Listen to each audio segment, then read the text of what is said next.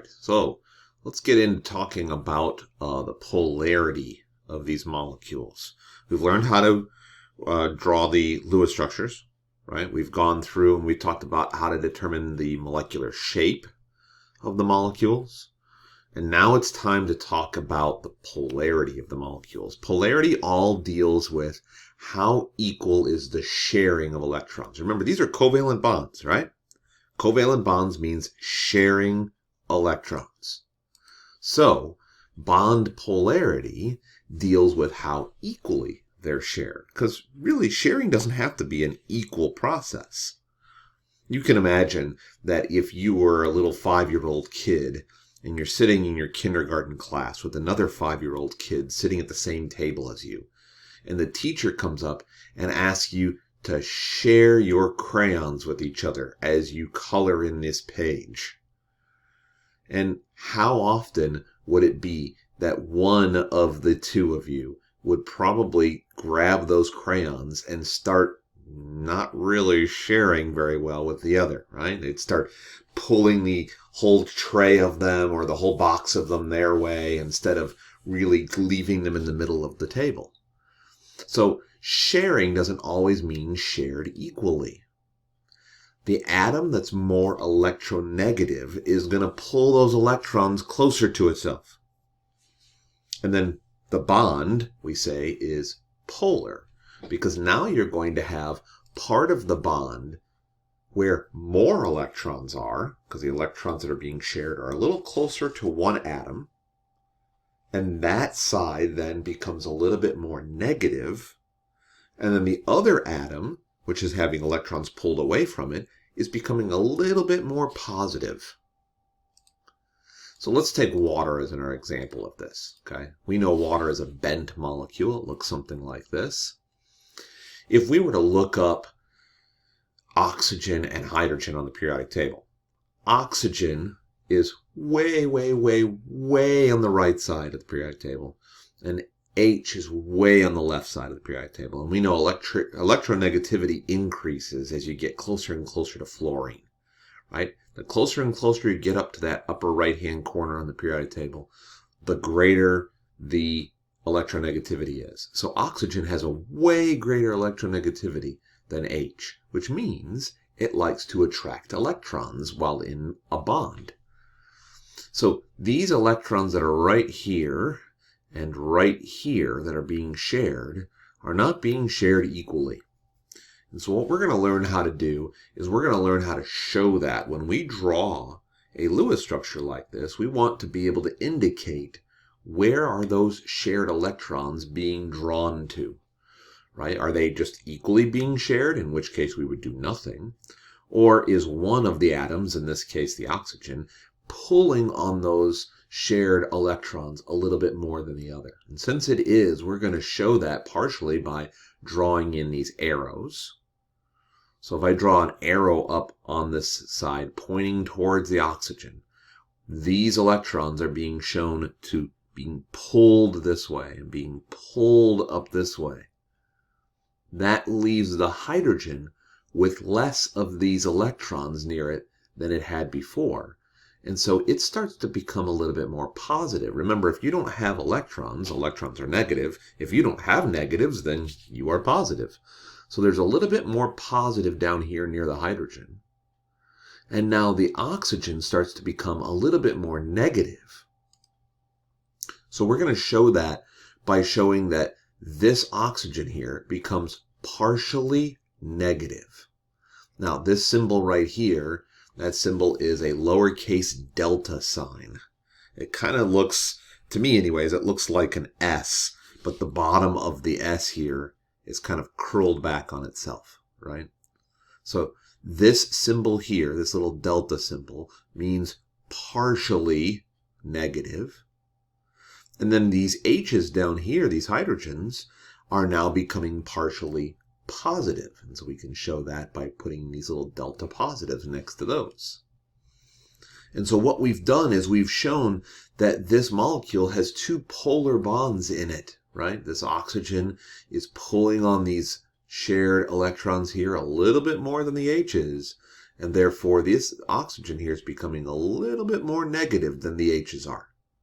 And that's going to be important as we move forward. Right? So, here's what we've learned, right? The polarity of charge can be shown with these partial positive and partial negative symbols, like we just learned. And also can be shown with that arrow that points in the direction of the more electronegative element, right? And since H is way over on the left side, H is never going to win that war of pulling on electrons, right? The H is always the one that's going to get electrons pulled away from him. And then the other element is the one that's pulling toward. Now, how much does the difference in electronegativities have to be for there actually to be a pull here? Because, I mean, really think about it. What if this were an H and an H? If this were an H and an H, would either H have an advantage in terms of pulling on those electrons harder than the other? No, they're both hydrogens. They have the same exact electronegativity. That would not be a polar bond. So we're going to set up some limits as to what we can call a polar bond and what's not a polar bond. And it all deals with the difference in electronegativity values. Now, electronegativity values you do have available to you. You have an electronegativity chart. It looks like a periodic table with a bunch of numbers on it. That is in your reference section on Google Classroom. So the electronegativity chart you have, and it tells you what the electronegativity number is for every element. So, for instance, if we were to take H and H, right? Hydrogen on the electronegativity table is, I think, like a 2.1. And so if you were to take the 2.1 for this hydrogen minus the 2.1 for this hydrogen, you get a difference of 0. Well, if there's a difference of 0 electronegativity, there is really no difference in terms of the pulling of those electrons. It's not a polar bond. So we say that's a non-polar covalent bond. In fact, anything from 0 up to about 0.4 isn't enough of a difference to call it polar. So we don't bother anything to about 0.4. We don't bother looking at what's the difference here and putting in all of these symbols because there is no polarity. But above 0.4, there is going to be a polarity difference, okay? Now, this chart shows that there's a moderately polar level, and then there's a very polar level. We're not even going to get that detailed. So here's what I just want you to remember. The magic number is 0.4. If it's less than 0.4 difference, it's non-polar bond. If it's greater than a 0.4 difference, it's a polar bond. That's the key, okay? Now, technically, you would eventually have such a big difference between some of these elements, maybe greater than 2 on the difference, that it's no longer even called sharing anymore, right? If we have an ionic bond is where a metal gives its electrons to a nonmetal. There's no sharing there. There is simply just a taking of electrons. So if we have a really huge difference, which is usually what we have when we have a metal and a nonmetal, then we just simply call that ionic. Now, ionic, that was back in chapter 7. We're not really covering chapter 7 right now, so you're really not going to see that too often. Although, just in case, you just keep that in mind. But the real key number here is the 0.4 number, okay? So, we're going to do a few examples where we're going to try to determine whether the bonds are polar or not. What are you going to need for this? Well, you're going to need open or a paper copy even of the electronegativity table. So make sure you have that available. And then let's go through and see if we can figure out what the polarity is of these bonds. All right, so we're going to start with NH3. We've seen this one probably several times before, so this shouldn't be too bad in terms of drawing the Lewis structure for it. But let's just go through and kind of remind ourselves what's going on here. So the N is in group 15, it's got 5. The H is in group 1, it's got 1, but there's 3 H's. So 5 plus 3 makes 8. So we have 8 valence electrons here. What goes in the middle? N, of course. N goes in the middle. So then we have the 3 H's that are going to be single bonded to the N. And then what is the N still going to need to be happy? Still needs a lone pair, right? So I'm going to kind of skip to the end here because I don't want to take a lot of time. We've already talked about how to draw a Lewis structure. We've already talked about how to figure out what the shape is. We'd have to go back and figure out the axe pattern. It would be an AX3E, which would be trigonal pyramidal. And so I'm going to skip all the way to the point where you know this is what the shape of this molecule is going to look like. Okay? So here's our trigonal pyramidal NH3 molecule. We've already drawn it in the correct shape. We've already figured out the correct Lewis structure. Now, let's try to figure out the polarity. So what we're doing here is we're looking at the polarity of each of these bonds. So we have 3 bonds, NH, NH, and NH. So really the only thing I need to do is I need to look up what is the electronegativity of N and what is the electronegativity of H. I don't have to show it 3 times, I just need to show it once. But you do need to show the work. So let's look them up. So if you look up nitrogen on your electronegativity chart, right? Nitrogen is a 3.04 or something like that. It depends on what chart. Every time that I have these electronegativity charts, sometimes they're slightly different depending on which ones you're looking at. The one that I gave you, I think, says 3.04. Okay. And then the hydrogen, again, the one that I gave you, I'm pretty sure it says 2.20. So if you subtract those two numbers from each other, you get 0.84. Now remember, we had that magic 0.4 level. If it's greater than 0.4, it's polar. So that means NH bonds are polar bonds. So if there are polar bonds, then it's our job to start drawing in the symbols into this that shows who's going to start pulling on those electrons more. Well, the nitrogen is much more electronegative. It's the one pulling on these electrons in these bonds. So I'm going to show that by drawing in arrows. Every arrow is pointing from the H up to the N. Right? And then I'm leaving the end of each of these arrows a little bit positive just to kind of remind myself that that's where the positive end is going to be. And then I also need to draw in the partial positive and partial negative signs. So we have the H's are all getting electrons pulled away from them, so they're all partially positive. So I'm going to put partial positives next to each of the H's. And then the nitrogen here is partially negative, right? Because it's getting the electrons pulled toward it. In fact, the most electronegative element in these polar bonds is always the one that's going to be the negative one. Now, up to this point, that's really important that we show all of that, but there's one more really important point we need to make, and that is, if you look at this entire molecule now, not just each individual bond, but the entire molecule, can we say the entire molecule is polar or nonpolar? And what do I mean by that? What I mean is, if you were to look from one end of the molecule to the other, now I want you to think of this molecule as having 2 ends, right? It has a top and it has a bottom. Is there a difference between the charge on the top and the charge on the bottom? Well, yeah. The bottom is mostly positive, the top is mostly negative. And that means that this whole entire molecule is polar. All right? We say that this entire not just the bonds, but the entire molecule is polar.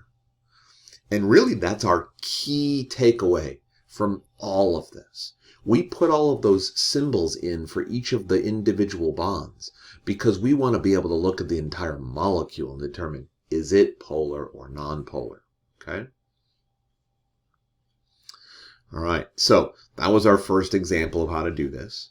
They're not all going to look just like this, so let's do another one. Okay, the next one we're going to do here is CH4. All right, CH4. So again, we need to get all the way to the point where we have this drawn in the correct shape. Right, the Lewis structure is done. We figured out the axe pattern. We figured out what the shape is, and we've drawn the shape. So pause and take a few moments and do that. and figure out what the shape is going to look like on your paper.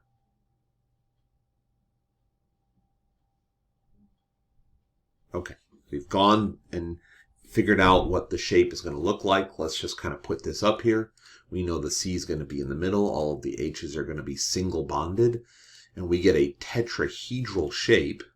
So that's what I've drawn here is a tetrahedral shape for that CH4 molecule. Now, our job is to figure out the polarities. So I have 4 bonds here. I have a CH, a CH, a CH, a CH. So obviously I only need to show it once. So I need to look up C and I need to look up H. Right? So carbon is 2.55, I believe, and the hydrogen is 2.20. So if you were to subtract those two values from each other, you would get 0.35. Now remember, we have the magic number of 0.4. That's less than 0.4. So that's not enough to call that a polar bond. So all of these CH bonds are non-polar bonds. What does non-polar mean? That means that there is not enough of a pull by the carbon here to really call this polar. We don't have to draw in any symbols. There are no arrows to draw. There are no partial positives and partial negatives to draw. Well, that certainly makes that part easy. But you still need to go through the last step. And the last step is look at this entire molecule. And again, we can kind of think of this as a top and a bottom, right? There's a top up here. There's a bottom down here. Is there a difference between the top of this molecule and the bottom of this molecule in terms of the charges? No, there's no charge really up here. There's no charge down here. There's no difference between the charges. And so we say this entire molecule is non-polar. Right? This is a non-polar molecule. Yes, it has non-polar bonds, but also the entire molecule is non-polar. Right? So the question really is it possible to have polar bonds, but still have the entire molecule be non-polar? And the answer is yes, that's a possibility. So let's look at one more example here. Last example we're going to do is CO2. Again, you've seen this before, but go through the process. I want you to pause, figure out the Lewis structure, figure out the shape.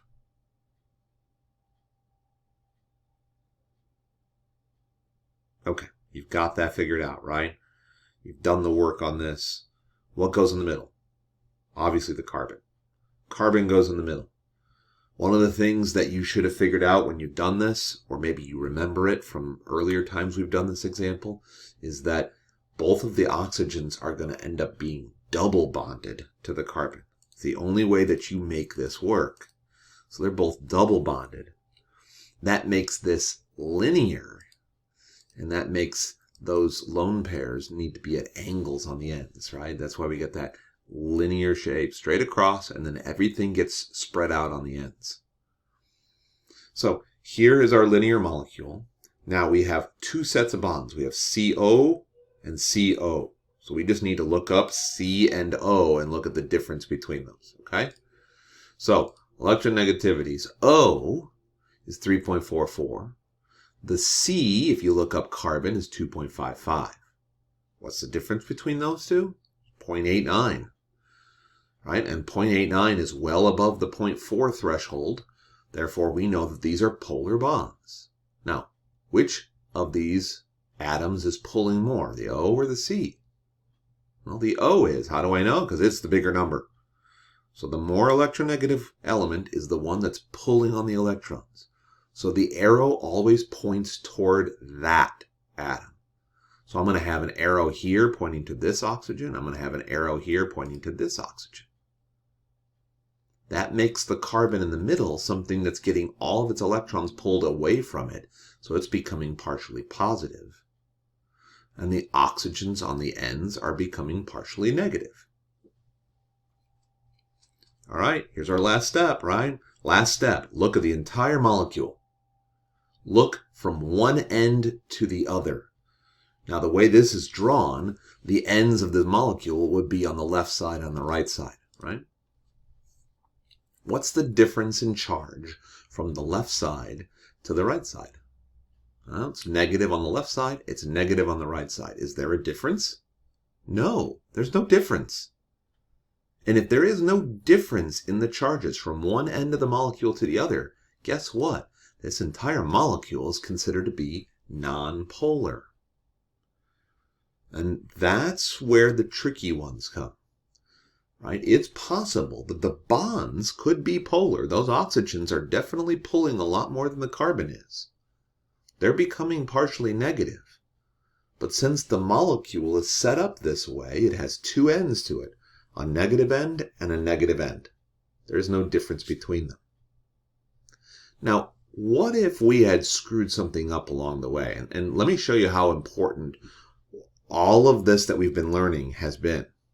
If we were to take and draw this molecule out here, this CO2 molecule out, but we messed up along the way. Let's just say, for instance, that we thought it was supposed to be bent instead of linear, right? We looked up the wrong axe pattern, whatever, okay? We made a mistake. In fact, I'll even do you one better. Let's say that we didn't realize it was supposed to be double bonds. We thought it was supposed to be single bonds, right? And you would have drawn something that looked like, and this is going to be kind of crude, but just go with me for a second. It's going to look something like this. And you forgot to ask yourself the two questions, right? You forgot to say, did we use only 16 electrons to make this happen? And you got lazy and you didn't think it through. And you're like, oh yeah, that's right. That's the right structure.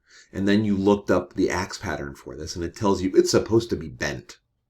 And so you drew carbon dioxide looking like it was a water molecule, like this. Okay. Now, you might say to yourself, well, that's just a minor mistake. That shouldn't affect a lot, but it does. Because now if you come back to your electronegativities, and you still do the same thing, oxygen's 3.44, carbon's 2.55, the difference is 0.89. That means that oxygen is still the one that's pulling more, and the oxygen is pulling more. So the carbon becomes partially positive, and the oxygens become partially negative. But now look at this. The way this shape is, the way this bent molecule is, this would be one end of the molecule. This would be the other end. Is there a difference in the ends of this? Yeah, this is a positive end. This is a negative end. Why didn't we look at the positive end when it was linear? Because the positive end when it was linear is not an end. It's in the middle. Here it's sticking out. And so if we had done this with the wrong shape, we would have determined it was the wrong polarity. And then as we're going to learn soon, we're going to learn about intermolecular forces. And then it would change what intermolecular force would hold these molecules together. And that would just totally change how it would act. In fact, being nonpolar makes carbon dioxide usually a gas. So you can imagine that you're breathing out carbon dioxide right now. It's a gas. And you're like, that's how I expect carbon dioxide to be. But if carbon dioxide were like how we drew it down here, this would end up probably being more like a liquid most of the time.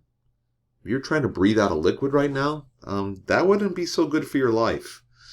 I don't think you would live very long if you had to deal with liquids in your lungs. So this is why it's really important that you draw the Lewis structure correctly and you figure out the correct shape. Right? Very important. All right, so again, we're going to end the polarity here, do some practice in your homework, and then we will get to talking about intermolecular forces tomorrow.